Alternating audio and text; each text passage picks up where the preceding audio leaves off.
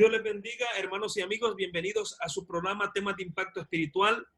En esta hora tengo el placer, la bendición de contar en nuestro programa con el pastor el reverendo Fernando Gómez Gaitán. Él es pastor de una de nuestras iglesias allá en la ciudad de Bucaramanga, si no me equivoco, en la colonia o el suburbio del Prado. Alabanzas al Señor. Hoy vamos a tratar un tema y es un tema, yo creo, muy fundamental para la situación que estamos pasando. Yo creo más nuestras iglesias en Latinoamérica. Amén. Y es ante esta pandemia que ha llenado de luto el mundo entero, se ha producido más que todo en los países de Latinoamérica, de México hacia abajo. Amén. Un cierre de la actividad comercial, de las actividades sociales y aún religiosas. Eso equivale a que muchos templos hasta el día de hoy permanecen cerrados. En algunas partes de Latinoamérica ya se está haciendo una reapertura, pero con un porcentaje bien pequeño para que pueda asistir a las reuniones religiosas. Alabanzas al Señor. Entonces podemos ver que en Latinoamérica esta cuarentena ha sido más larga. Un ejemplo, aquí en Estados Unidos, nosotros tuvimos una cuarentena, podríamos decir, no tan estricta, porque salíamos al supermercado. Yo pienso que yo nunca estuve en cuarentena. Amén. Teníamos ciertas restricciones a cierta hora circular en la noche, pero salíamos libre a cualquier lugar. Estuvieron algunos negocios cerrados, la iglesia sí estuvo cerrada, pero no con esas restricciones en nuestros países que se han dado. Amén. Más que todo de México para abajo. Nosotros podíamos ir al templo y dar el culto por internet.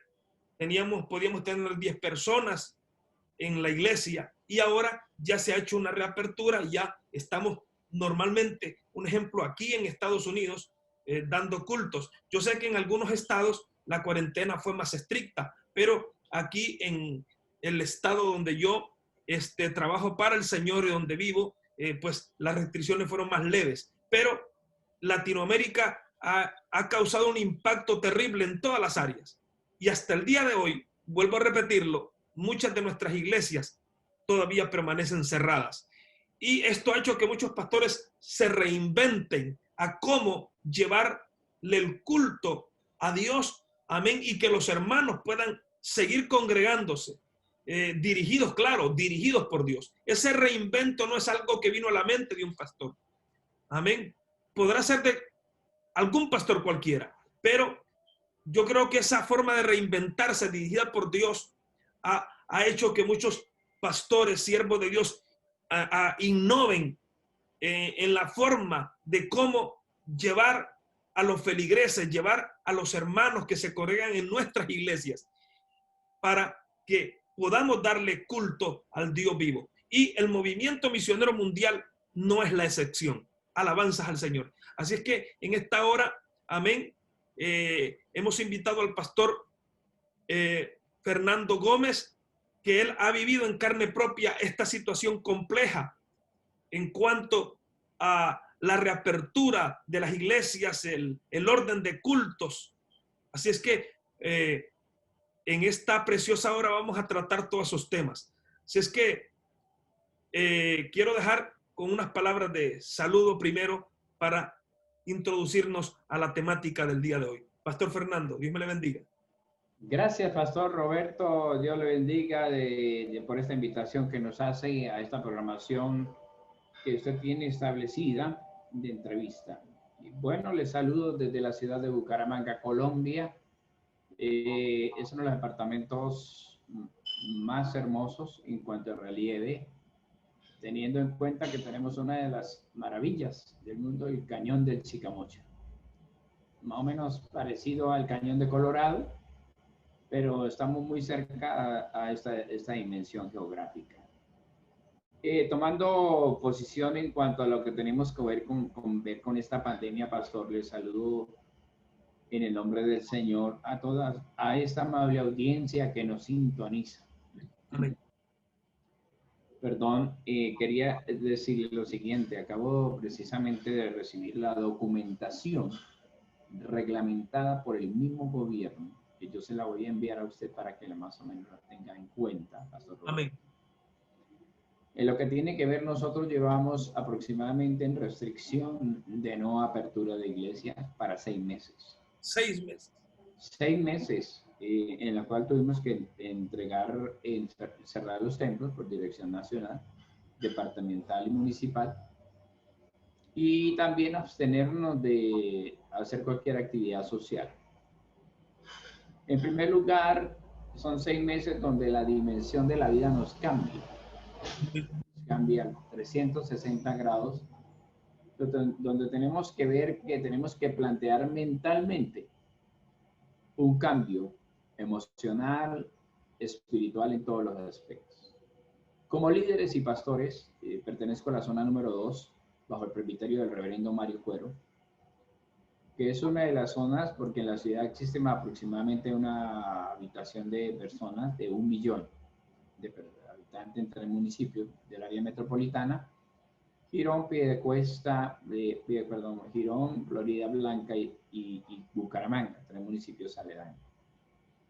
Ante ello, pues cada uno tiene su alcaldía y dirección, pero la dirección a la que nosotros pertenecemos es la seccional Bucaramanga.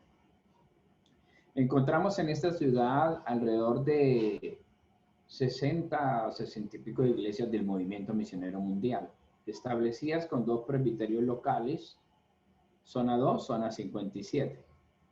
Entre esas 2 direcciones, pues nosotros pertenecemos a la zona 2, donde nuestro pastor reverendo Mario Cuero es el que está al frente como presbítero.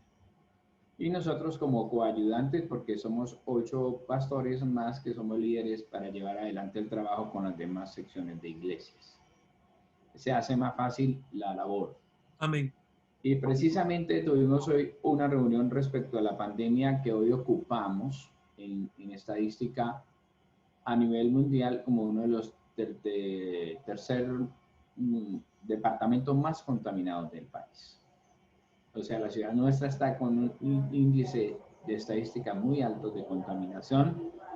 Las clínicas y los hospitales no tienen por el momento donde dar más camas y el cuidado es más restringido porque el pico ha venido subiendo y se cree que para septiembre, octubre va a subir muchísimo más. Tremendo. Entonces, precisamente hablando hoy en la reunión oficial con el presbítero y uno de los agentes nacionales oficiales y a la vez el representante legal de la misión a nivel nacional, nos establece una serie de condiciones de reapertura para las iglesias. Pero no podemos volver a tomar decisión sobre los cultos, sino porque hay una serie de protocolos que deben cumplirse. Y en estos 6 meses tuvimos que alternar la manera de cómo llegar a nuestros creyentes a las iglesias.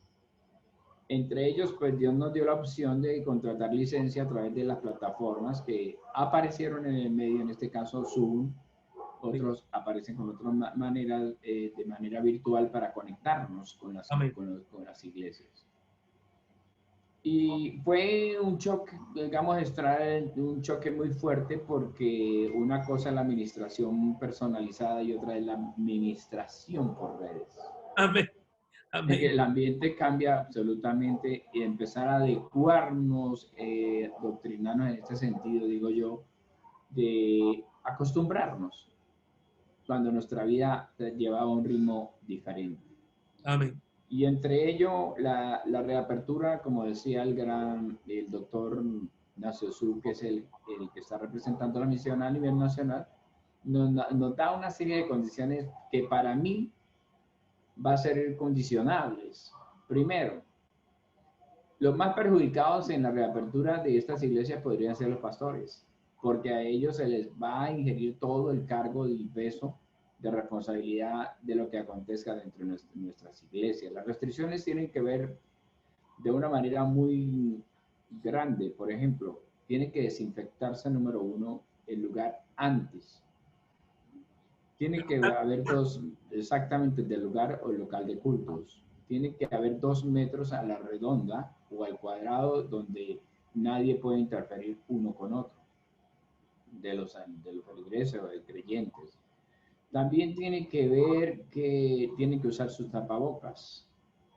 Los protocolos de bioseguridad, entre ellos la desinfección aún del calzado, donde vamos a pisar.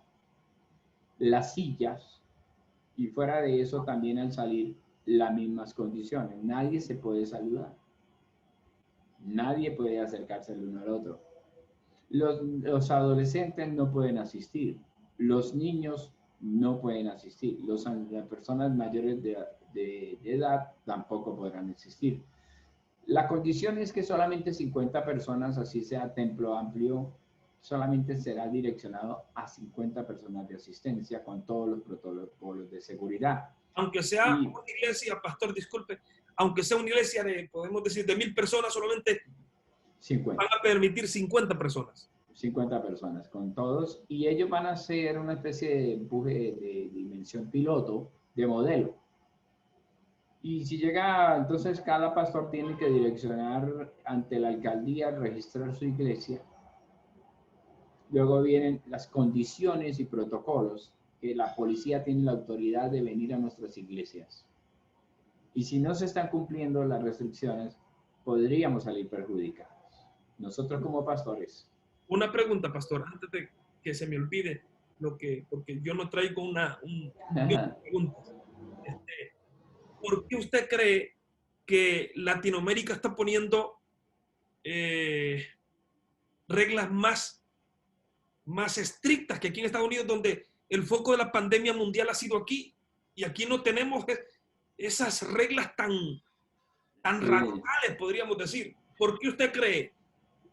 Bueno, usted sabe, pastor, que a nivel mundial nosotros somos subdesarrollados. Amén, amén. Aunque los avances científicos hayan llegado y la globalización del mundo llega a nuestros lugares, es cierto también que los avances tecnológicos, la capacidad económica, las posiciones y condiciones de los gobiernos para poder acceder a todo ese nivel de posición científica adelantada y tecnológica. Amén. Entonces, digámoslo así, en Colombia pues hay un avance significativo e importante. Amén. Pero en comparación a otros países, siempre se notan las diferencias de cómo poder llegar a obtener toda esa clase de condiciones de equipos. Por ejemplo, la semana pasada murió un pastor del COVID en el departamento del Cauca. De nuestras iglesias. De nuestras iglesias del Movimiento Misionero Mundial.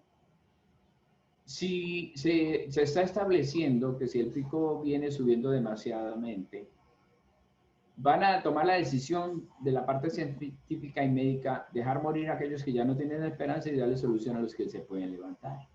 O sea, es algo de fondo. Es algo de fondo porque la transmisión se puede hacer por base sólida o por parte de estornudo, de tos, cualquier fácil. Es muy fácil. Entonces, lo que se pretende como ejemplo de la iglesia es dar el ejemplo de no acceder tanto a salir para no propagar y contaminarnos y contaminar nuestras familias. Si se hace apertura a la iglesia, le decía, los adolescentes no pueden asistir, los niños no pueden asistir, máximo el culto será de 1 hora, con todos los protocolos. Tremendo. Ahora, no es fácil, como yo le decía al reverendo Walter Zambrano, oficial, les decía a todos, hermano, se van a dar 15 días hasta el 15 como que se escriban las iglesias, como que lleguen a un punto de determinación, cumpliéndolo a todas las normas. Pero usted sabe que el creyente no es fácil, la oveja es un poquito difícil, complicada y podemos utilizar, disculpe mi amable audiencia, de ser un poco testarudos, de duros de comprensión en ese sentido. Y entonces van a decir, bueno, estos entraron y a mí no me dejaron entrar, ¿por qué? Y esa diferencia, y en vez de ser de bendición los cultos se va a volver eso un caos. Otra repercusión que puede a nosotros aducir. Los locales no se pueden cerrar. Tiene que correr, circular el aire no se pueden prender los aires. Y si se prenden, pues más complicado. Y a la entrada toca reportar cuántos entraron, los nombres específicos, las cédulas, las EPS de salud.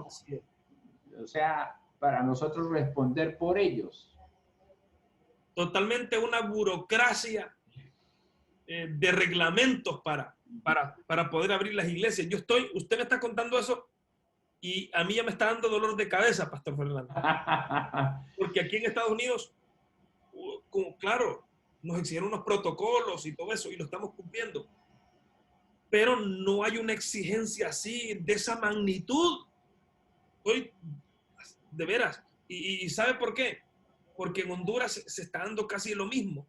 ¿Por qué usted cree que Latinoamérica está con esas reglas? Y esto no es Colombia, estoy hablando Latinoamérica. Total. Las reglas tan estrictas, pastor. Las estadísticas muestran, por ejemplo, porque a mí lo que nos interesa es que cada sector en Colombia, yo le voy a dar un margen, que lo tengo aquí porque estoy inscrito a nivel nacional, de cómo va la funcionalidad de contaminados. Amén. Entonces, hay una aplicación que nos dejaron de ingresar para mirar, se llama Coronac. Vamos a mirar aquí para que usted tenga en cuenta las cifras. 607,000 para el día de hoy, 938 casos confirmados ya que hay. 600, hasta el día de hoy, 607,938 confirmados. Nuevos casos de contaminación hoy, 8,024. Recuperados, 450,621. Muertes en Colombia, casi 20,000. O sea que la situación es compleja, totalmente. Exactamente. Y dice acá, ya somos en este orden de ideas, aquí podemos ver el mapa. Yo puedo ver el mapa que nos aduce las secciones del país, de los departamentos, cuáles son los que están más contaminados, sobre todo en las ciudades capitales. Ya nos dieron una información de que 180 iglesias están funcionando.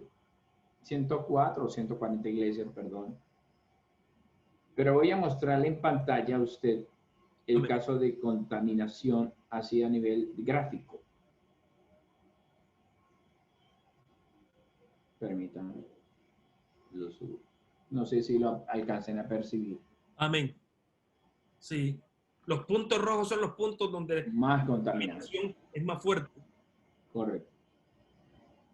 Entonces, ¿qué pasa, pastor? Yo le comentaría esto como para que tengamos en cuenta a los pastores.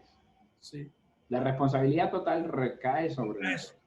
Sí. Si algún muerto sucede a un creyente dentro de la iglesia que tiene familias inconversas, nos decía el pastor, el hermano Ignacio Sucre, es el representante legal a nivel nacional, tendríamos problemas de penales y civiles y podríamos afectar la misión y de pronto tomar decisiones de comparendos y multas y fuera de repercusión penal, que quiere decir encarcelación, puede ser casa por cárcel, no exagerando tanto que llegase a ocurrir, sino lo que ellos prescriben.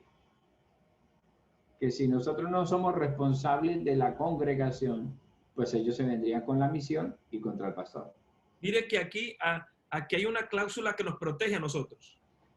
Mientras nosotros tenemos una cláusula que la firmaron todos los miembros y es que si nuestra iglesia está tomando todos los protocolos y cumpliendo los protocolos, la misma iglesia no se hace responsable por alguna situación que algún miembro tenga que pasar. ¿Por qué? Porque la iglesia está cumpliendo todos los protocolos. Exacto, pero no así aquí. Tremendo. Porque primero se va a tomar piloto como de modelos 15 días, donde las autoridades de la parte de Secretaría de Salud y fuera de eso también de parte del gobierno en asistencia, porque el gobierno es lo nacional, pero cada estado mueve su posición de considerar a través de la gobernación o la alcaldía, dependiendo del municipio. Amén. Entonces, yo le decía precisamente en la reunión al pastor Walter y al pastor Roberto, al pastor Mario, y la salvedad, le dije, pero ¿qué afán tenemos? Son 15 días de protocolo, de registrar la iglesia ante la alcaldía, cumplir los parámetros que ellos nos condicionan. La resolución que yo ahora le voy a presentar tiene que ver con las condiciones a los requerimientos que son estrictamente poderosos, fuertes. Haga de cuenta que lo que ha pasado, ejemplo, me comentaba la vez pasada el pastor Mario que a nivel nacional ya se presentó un caso que uno de los pastores ya tiene orden de fiscalía. Dios del cielo. Con proceso por razones obvias de que no había apertura para nada, pero él socadamente pues accedió a que muchos de los feligreses asistieran a los hermanos creyentes, miembros de nuestra congregación, y se causó un caso atípico que uno de los que asistió pues no era compatible con el COVID, sino que son personas disimuladas. Asintomático. Asíntomas. Entonces, ese no lo percibieron y contaminó a un anciano y a una familia y murió. Dios del cielo. Más contaminó otros. O sea, entonces yo digo, si abrimos, nos metemos en un gran problema.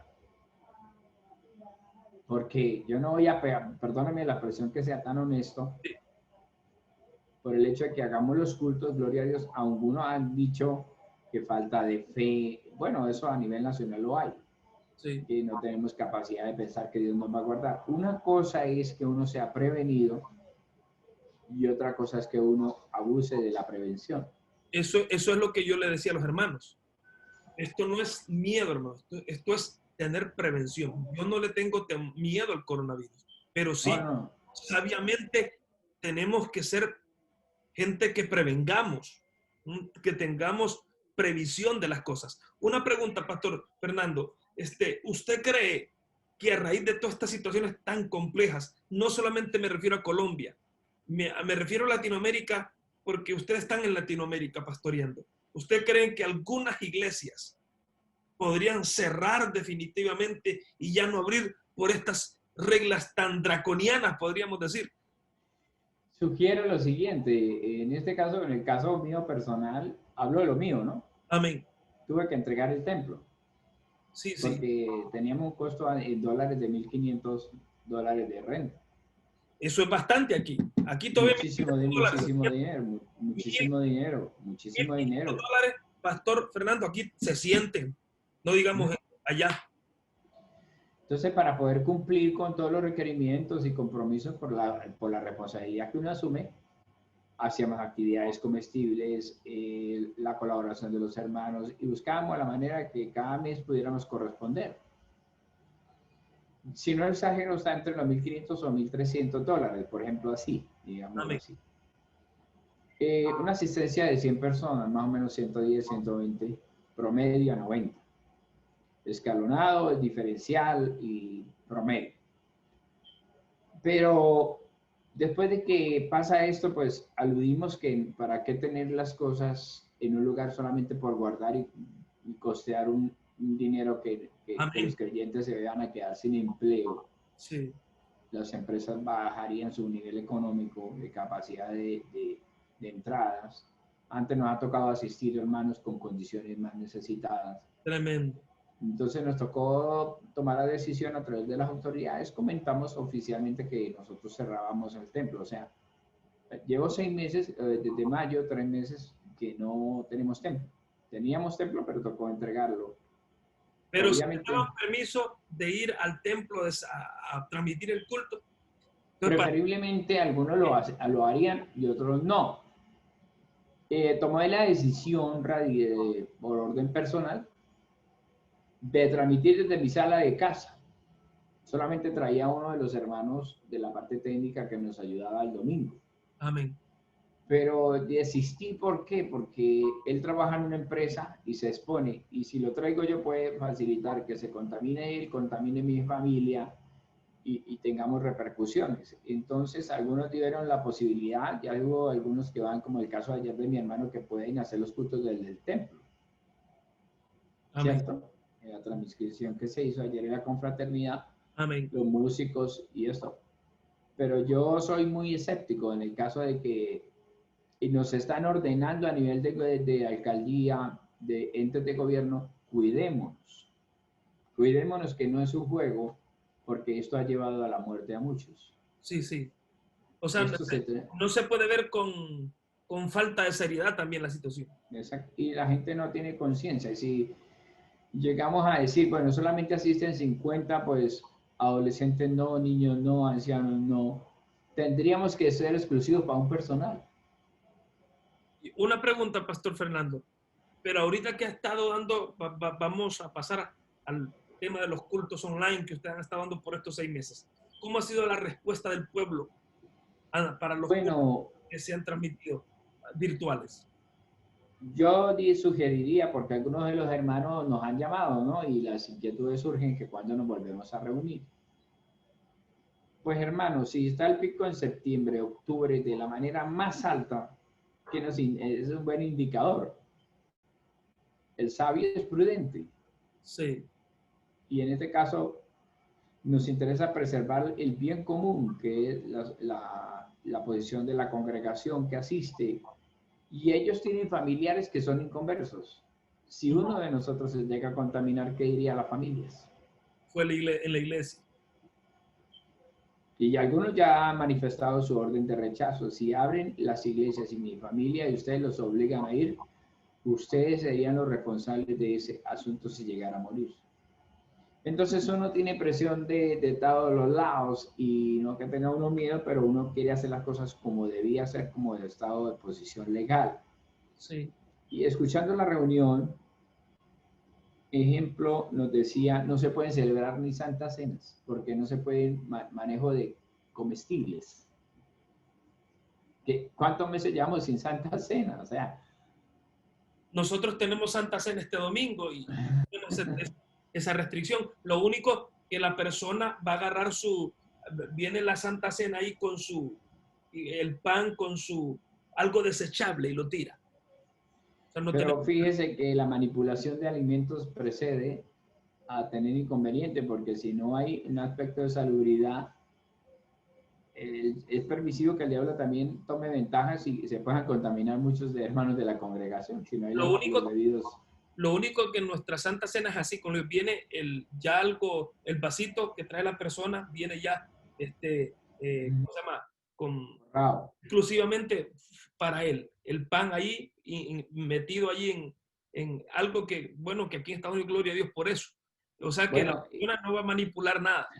Y hay otra cosa, pastor, más jocosa, folclórica, digamos, allá muchos empezaron a hacer cultos de Santa Cena virtual.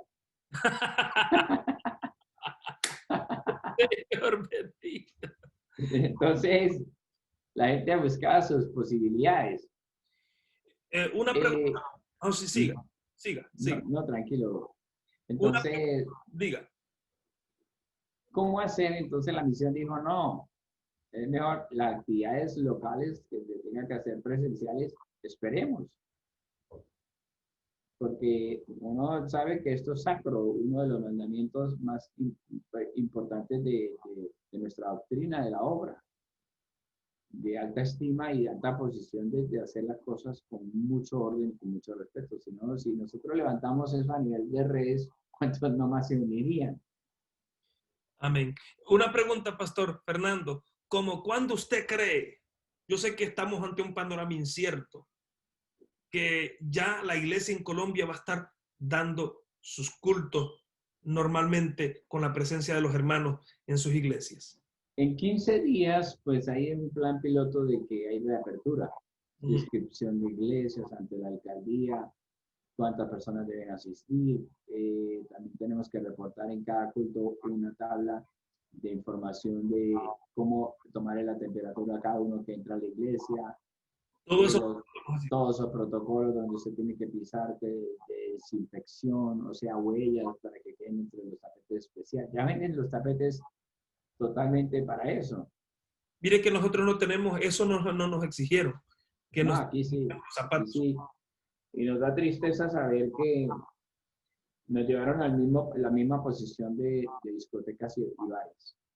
al mismo nivel, o sea, en la misma cuadrito nos posicionaron, porque evitando la conglomeración de personal Amén. y de acercamiento.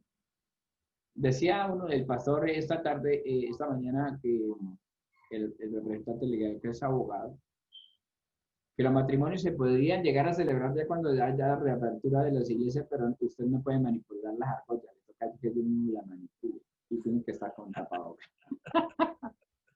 Dios del cielo. Es una posición de exageraciones, pero bueno, por el bien yo digo que sí. uno se somete a las leyes, ¿no?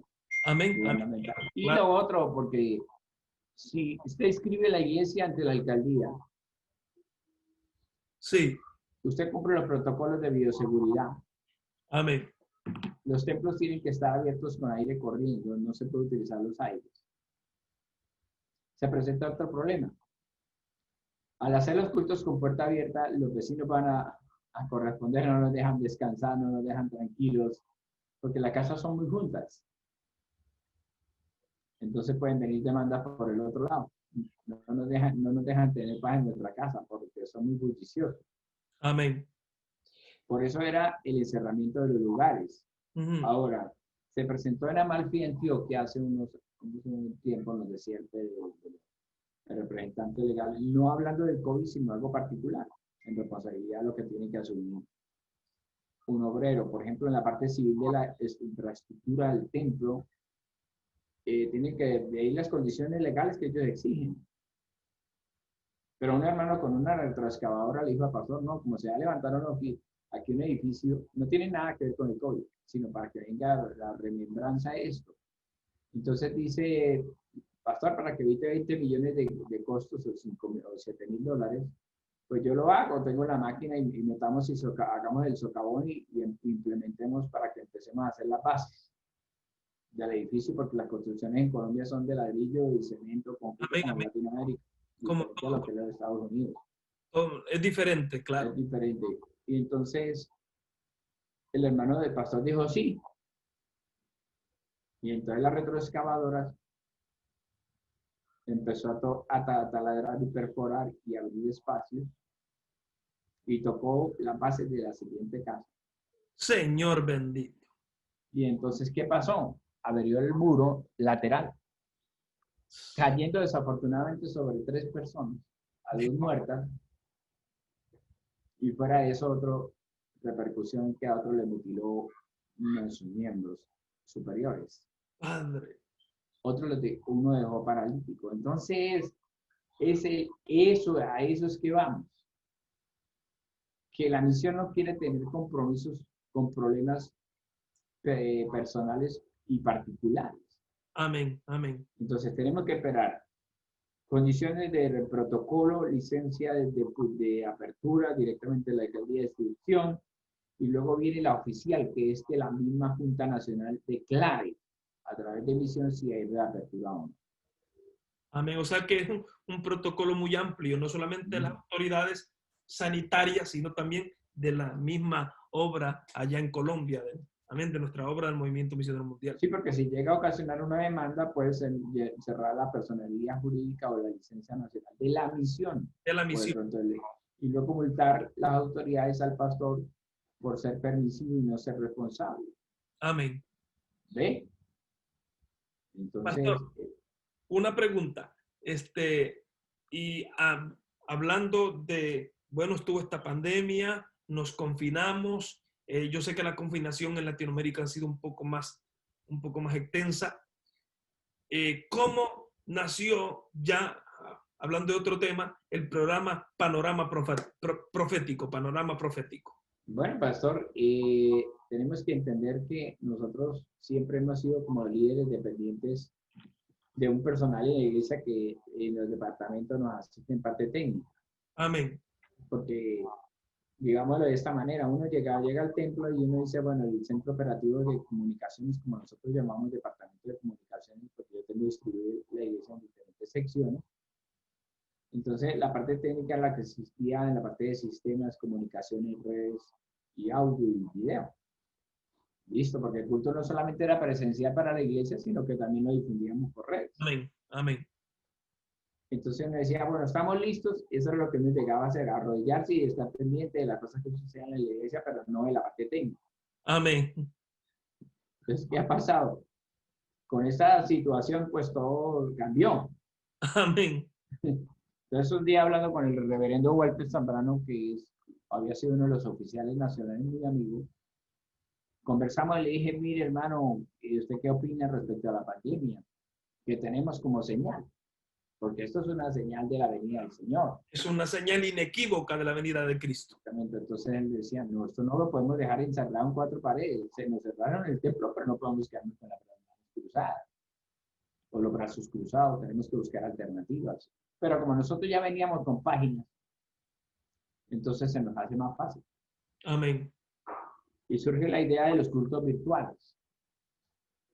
Las reuniones de las iglesias virtualmente, de comprar licencias de plataforma. Y no esconder lo que para hacer panorama, pues necesitamos un nombre que nos lo dio el reverendo Enrique Centeno, uno de los cofundadores de la Obra Nacional de Colombia. Amén, amén. Por cierto, pues con amistad y porque me conocen de mucho tiempo, pues abordamos el tema. Por cierto, también fue el que le dio el nombre de Panorama Profético. Amén. No, no, muy amado el pastor Centeno. Fue el primer Él oficial. es una bendición extraordinaria y él ama estos estudios. Fue el primer oficial que tuvimos en la iglesia. Ah, gloria a Dios. Internacional. Sí. Entonces él me dice, no, Fer, esto hay que hacerlo, no podemos quedarnos quietos. Entonces fue cuando iniciamos en la iglesia con los caballeros el programa. Y empezamos no con nombres, sino a desarrollar usted qué opina, usted qué piensa, cómo está la situación. Entonces los mismos creyentes me impulsaron, pastor, ¿por qué no nos habla de las señales? Tremendo. Entonces él dijo, listo, empezamos a hablar y cada uno da su punto de vista. Y lo empezamos a estudiar, se nos unieron personas de Europa, de España, creyentes que habían estado con nosotros. Entonces empezaron los hermanos de la parte técnica, como yo los lanzaba por algo personal por Zoom, le dijo, pastor, ¿por qué no lo abrimos? Porque estos son temas interesantes no solamente para la iglesia, sino que la gente conozca del mundo exterior. Y empezamos a hacer los primeros programas con los caballeros y resultó que se nos empezó a subir la audiencia y llegar a las redes, y las redes empezó a proporcionar un nivel de posición de aceptación. Gloria a Dios. Fue cuando Dios me inquietó a empezar a que me orientara y orar quiénes podían participar de esta programación de Panorama Profético. Me apoyé precisamente con el pastor Mario, que es mi representante en la parte de presbiterio, y él dio la autorización y luego le comunicó a la Junta Nacional.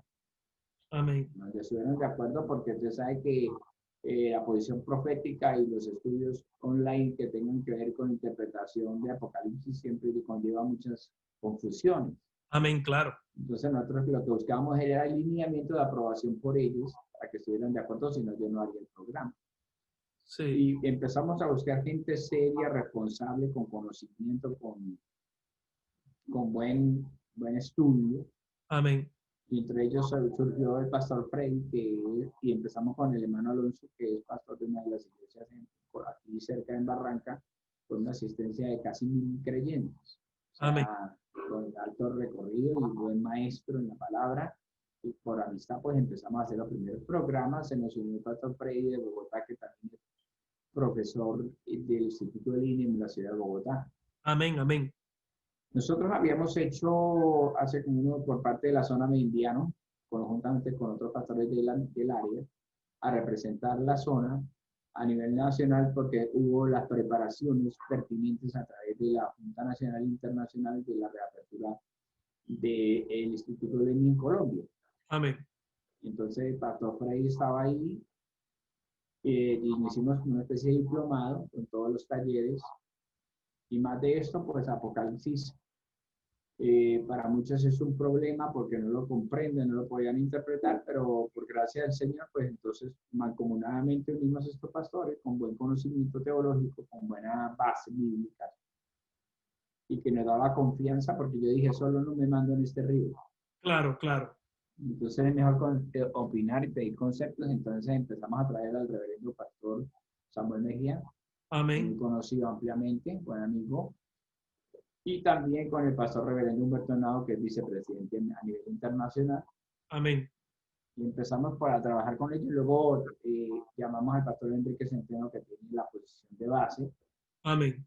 para que el programa pudiera tomar un impulso de base de conocimiento y que no éramos unos sencillamente parloteros, digámoslo así en el mundo, sino que teníamos conocimiento de causa. Amén, amén. Con personas serias y responsables, con conocimiento, empezamos a trabajar y se unió el reverendo Enrique Centeno, que participó por el espacio de unos meses, pero por causa de sus molestias de salud, pues entonces él tuvo que tomar tranquilidad.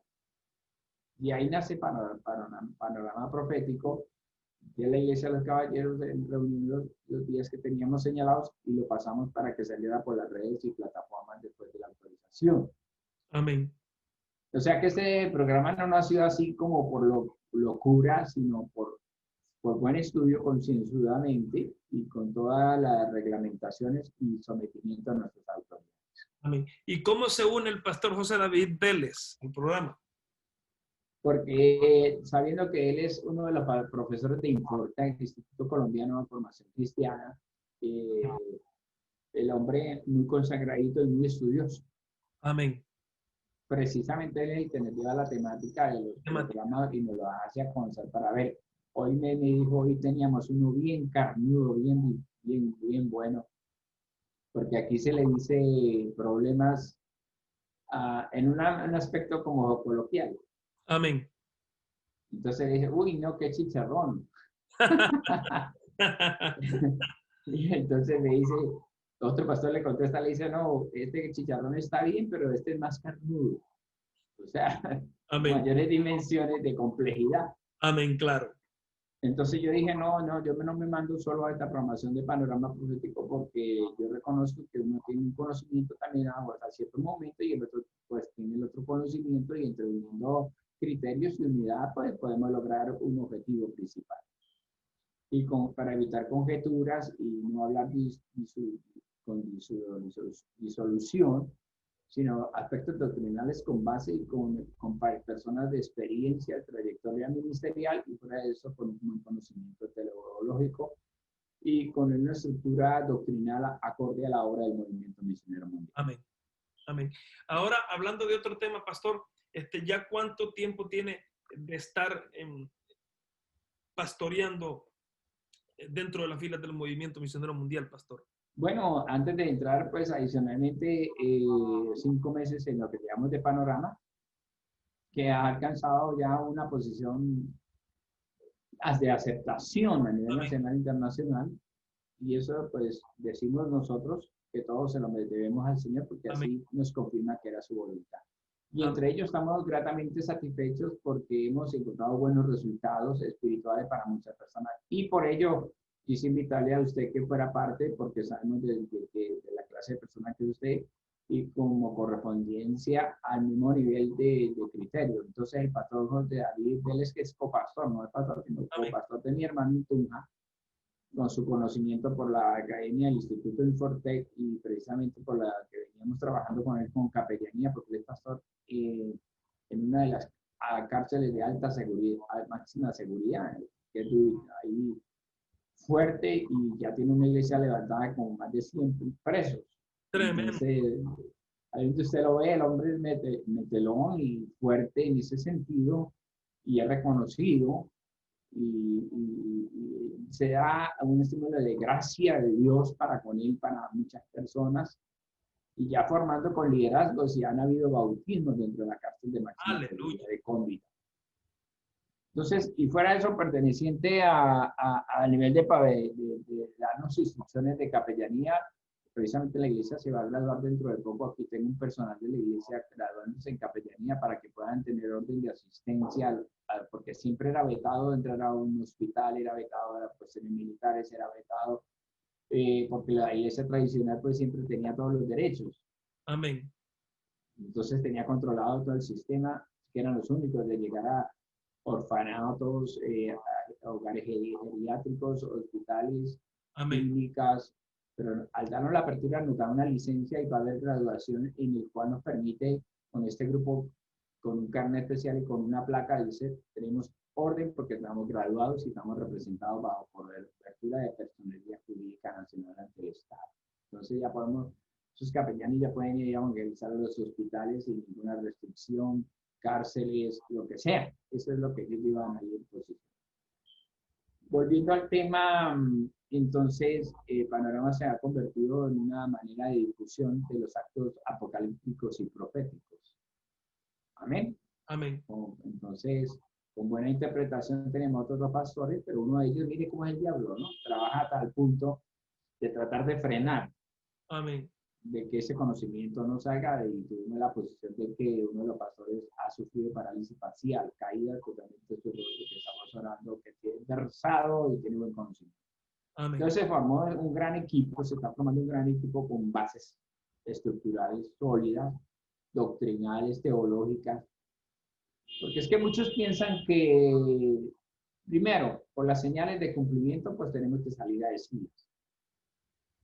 Y también nos miran a nosotros como caídos de por allá del árbol, ¿no? Porque eso reclama el clero. El clero a través del sistema tradicional que donde aparecimos nosotros en cuál estudio tenemos para poder ser pastores de una iglesia. Mientras ellos les matan casi 5, 10 años o 12 años estudiando, nosotros aparecemos de la nada con iglesias, con personal, con...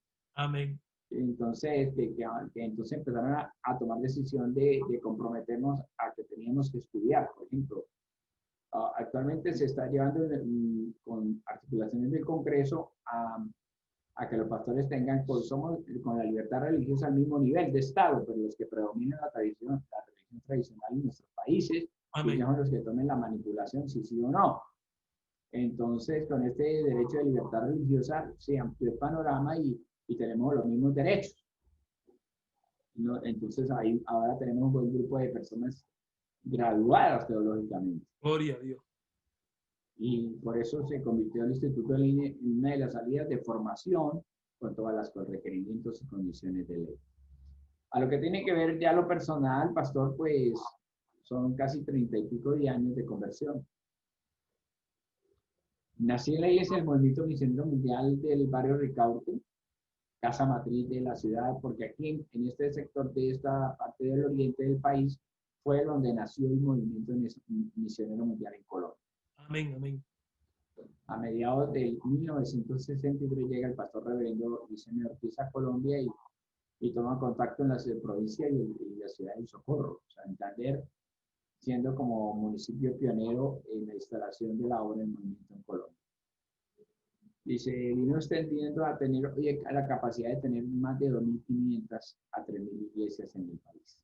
Aleluya. Y el Señor lo pronosticó y lo habló que levantaría hombres capacitados para todo el orden que se necesitara. Y es así que cada día la obra ha tomado un puesto muy grande de expansión por las condiciones a las que nos reta el país, que ha sido un país de más de 50 años de violencia. Una guerra. De paramilitares, de insurgencia, amén, donde nunca ha habido paz. Tremendo. Y fuera de eso, se aprovecha el diablo como estimación de apoderarse del país por el narcotráfico. Tremendo. Pero, pastor, usted me comentaba que usted conoció al paso que Dios usó, ¿verdad? Yo creo que uno de los pioneros es el pastor Centeno, pero el que comenzó antes del hermano Centeno fue el pastor Ciro González, si no me equivoco. ¿Usted conoció al pastor Ciro González? Sí, claro. Yo fui de niño, de adolescente, pero juvenil, el parte juvenil, y mi familia asistía ahí a esa iglesia. Amén. Mi familia antes pertenecía a la iglesia pentecostal trinitaria, pero era de otra ciudad, y entonces al trasladarnos acá se ubicó con el pastor, nos recomendaron con el pastor Ciro, y su iglesia no era tan grande. Estamos hablando de hace unos 35 años, yo era muy joven, y allí tuve el llamamiento y las experiencias con Dios, y nos levantamos al lado de ese pastor. Fue el primer supervisor de la obra en Colombia, ¿verdad? Sí, duró varios periodos de supervisión en Colombia, y era con una actitud muy humilde, muy sencilla, sus características de carácter y personalidad, y fuera de eso, misionero, maestro, pastor, unas condiciones, y da la casualidad, ¿no?, que era vaquero. Era un sin hombre ninguna, del campo y fuera de eso de corrales, sin ningún estudio de primaria mucho avanzado, pero Dios así es así, de lo menospreciado y vil del mundo, de eso se levanta para avergonzar a los sabios. Y se empezó a promulgar y establecer en la iglesia, digamos, mis perspectivas de estudio eran terminar carrera o si no de pilotaje de avión, Sí. esas eran mis posiciones, o también pertenecer a una ingeniería que era ingeniería de petróleo, Amén. por inscripción de una iglesia del Estado, y si no, por la percepción, era llegar a ser futbolista, porque ya venía ascendiendo como el soccer, como lo llaman en los Estados Unidos, venía Amén. creciendo. Entonces me gradué en el bachillerato y luego pasaba a tomar decisiones de universidad. Pero fue ahí Dios cuando tomó mi decisión sobre mí, me llevó a la iglesia y tuvo tratos muy profundos. Y somos tres hermanos. Mi hermana, yo soy el último, el menor, mi hermano Gildardo, que usted los conoció ayer, mayor, y luego mi hermana. Mi hermana fue la que de niña nos indujo a esto, la posición del Evangelio. Y mi familia y yo, todos los tres servimos en el área ministerial. ¿Quiere, Ahora, quiere decir, pastor, que usted tuvo el privilegio de conocer al hermano Luis Gemio Ortiz también, pastor? correcto, lo conocí en la casa de mi hermano Ciro porque yo colaboraba ya. Gloria a Dios. Yo ya colaboraba y estaba viviendo en la casa pastoral con ellos. En la casa pastoral había como 6 colaboradores. Tremendo. Y entre ellos era la formación estructural de esas cosas. Y entre ellos salieron muchísimos que no voy a nombrar, Amén. pero muchos de los oficiales nacionales tuvieron que ver con la iglesia. Qué Ya tremendo. habían antecesores. Caso casual, valga la redundancia, fue el último que le llevó las maletitas a 2 días antes de su muerte, al bus. Tremendo. A la flota, al bus intermunicipal y luego en Cúcuta tomó la decisión de ir a revisar la obra en un departamento y allí murió, pues se estrelló la avioneta contra un risco en la nación de Venezuela y después de 70 días fue encontrado ya deshecho. Sí, porque al estrellarse la avioneta se calcinó totalmente, no se le reconocieron sino parte del cabeza. Pastor Fernando, ya cuando usted entra a pastorear en la obra, ¿ya va casado con familia o entró al ministerio soltero?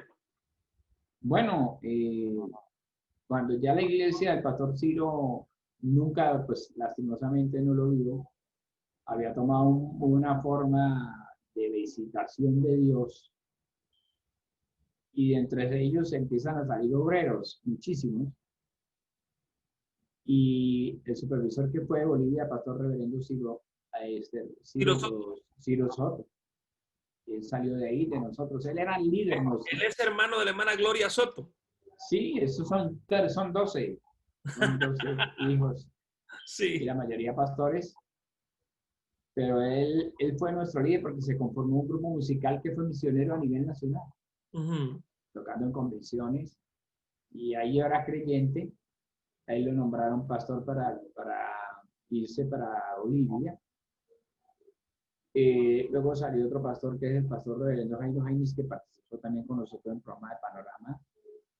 Y también uno de los pastores que la semana pasada falleció. Yo pensaría que alrededor de unos 30 más o más pastores pudieron salir de las espaldas y lo lomos del reverendo Ciro a Gonzalo, porque fue una iglesia misionera. Amén. Mi esposa y yo colaboré 6 años. Fue de los últimos que tuve que tomar decisión, porque ya en el momento que fallece el pastor Rocío, entra la pastora Carmenza en conflictos emocionales, porque ella nunca había hecho aspectos espirituales de administración. Amén. Entonces, ahí ves cuando entra mi parte de colaborar con ella en todos los sentidos, aseo, manutención de la iglesia. No solamente era salir a predicar, no. Cumplir los requerimientos de responsabilidad con todos los compromisos. Tenía que ir a llevar los mensajes del hermano Ortiz a la radio, tenía que hacer los oficios de pagar los servicios, los biles que se llaman en Estados Unidos. Amén. Oficios varios. Sí. Pero tristemente, pues él me dijo un día, pastor, hermano Fernando, lo necesito, me nombró para un campo blanco, un lugar de predicación. Como habían varios, pues entonces nos rotaban para el día que nos tocara reemplazarlo porque él viajaba muchísimo. Amén. Y ahí ayudamos a la pastora con todos los compromisos y la iglesia llegó a tener una membresía de 250 personas. Estamos hablando de los 80, 85 antes de los 90. En ese momento una membresía como esa era una buena membresía. Sí, claro. A nivel local de la ciudad había una iglesia del movimiento que tenía más de 1,000 creyentes. Y ahí empezamos a formarnos y luego a mí no me sale, pues de la partida del pastor fue muy lamentable, muy duro, muy difícil, un proceso emocional difícil, que era inadmisible, inaceptable, que causó mucho estrés, mucho shock emocional. La misma pastora, la esposa, lloraba de llenos. Tremendo. Ahí fue donde nosotros nos empezamos a respaldarla. ¿Y cómo conocimos la parte del ministerio? Porque Dios me había hablado, yo ya había participado en varios hechos de Campos Blancos, pero viene la responsabilidad de darnos en la posición de ocupar el lugar del pastor Ciro, de predicación en una iglesia fuerte en todos los aspectos. Y entonces la aceptación, la gracia del Señor vino a que la hermana tomara decisión por nosotros.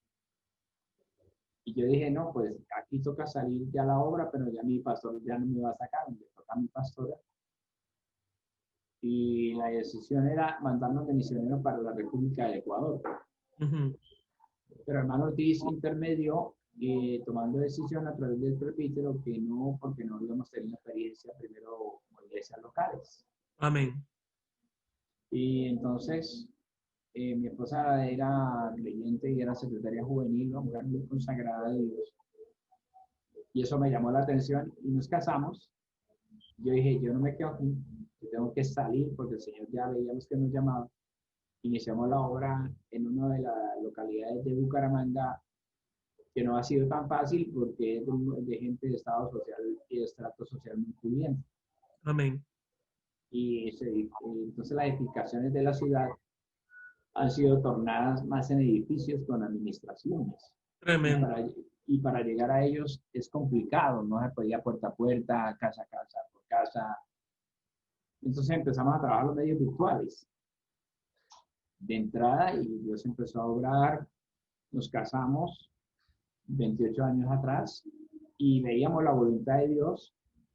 A los 2 meses de casado, pues salimos a la obra y fuimos recepcionados, como me dijo Presbítero en aquella ocasión, el reverendo Luis Arnado nos dijo, si tiene llamamiento, demuéstralo porque patitos al agua. Y empezamos a trabajar en un localcito y ya, gracias al Señor, se formalizó la iglesia de aquel lugar y ya actualmente hay una asistencia buena, hemos sacado obreros, entre ellos valga la hermana Yurley de Filipinas, otra misionera en Ecuador, otro a nivel nacional, y ahí hemos venido trabajando en esa manera. ¿Y cuántos son de familia? ¿Cuántos hijos tienen, Pastor Fernando? Tenemos 2 hijos, la mayor se llama Karen Gómez, es terapista ocupacional profesional, se graduó el año pasado, ya está ejerciendo su labor y se casó en diciembre pues con un hermano que tiene ingeniería civil, pues ya pues, convive muy cerca a nosotros. Amén. Y nos queda el menor de 14 años. La edad de mi hijo. La edad, mi hijo va a cumplir 14 años ahorita en septiembre 2. Pues tenemos la bendición porque mi esposa había perdido un niño y Dios le habló a ella del segundo, que me llenaría de satisfacción en el corazón y llegó. Y tiene 14 añitos, va en 9º grado. Hemos sido recompensados. Hemos visto la mano de Dios, que está, ¿cómo se le dice a eso? El colegio dio una Beca. solución, bella beca de favorecimiento a nosotros. Actualmente nos ayuda en la parte musical, que es percusionista, le gusta el bajo también, y buen estudiante, hemos puesto siempre. También nos tiene con satisfacción porque, bueno, en la parte deportiva fue aceptado, pues tiene una figura, posición deportiva, pues pensamos que lo requirieron para representar al colegio en el área de inglés y para eso en la parte deportiva, que estuvimos en la ciudad de Miami, allá en la ciudad de Orlando. Amén. En una competición, pero eso era como algo particular. Pero nuestra posición es lo espiritual y esperamos que Dios lo tome para que lo siga haciendo. Amén. Ya para terminar, Pastor Fernando, siempre cerramos el programa con una pregunta y el entrevistado me tiene que responder con una sola frase. Ciro González. Padre, maestro, humildad, servicio, entrega, modelo a seguir. Sonia Carrillo. Pudiéramos definirla mujer de Dios en todas las aspectos. Luis M. Ortiz. Hombre de Dios, inspirador, maestro. Enrique Centeno. Cofundador, humildad, entrega, servicio. Movimiento Misionero Mundial en Colombia. Obra de Dios. Y por último, Jesucristo. Es el Señor. El Kiri. El Kiri. Amén. Así es que gracias, Pastor Fernando, por esta entrevista. Hemos hablado más que todo, amén, el tema toral fue, amén, desde la perspectiva de un pastor allá en Latinoamérica, amén, cómo se está desenvolviendo la iglesia mediante esta pandemia. Ese fue el tema toral y hablamos cosas personales del ministerio, en cuanto al ministerio que nuestro hermano pastor, amén, desarrolla ya en la República de Colombia. Así es que para mí fue un placer, Pastor Fernando, haberlo tenido aquí con nosotros. Y por favor, amados hermanos y amigos, suscríbete a nuestro canal Roberto Andino, temas de impacto espiritual, para que YouTube te avise cada vez que subamos un próximo video. Así es que Dios te bendiga.